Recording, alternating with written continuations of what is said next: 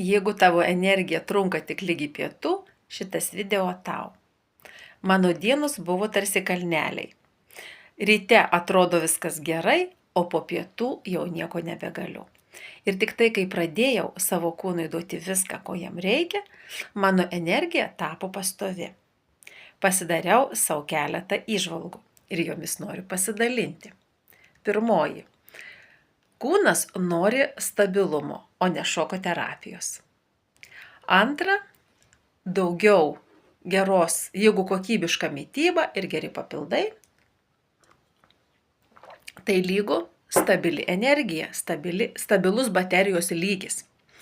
Ir trečia, mažiau kalnelių ir duobių, daugiau pastovios galios, ramios galios. Jeigu ir tu nori turėti daugiau stabilios energijos, apie tai paprastai išdėsčiau elektroninėje knygoje. Parsisiųsk ją, nuorodą rasi aprašyme.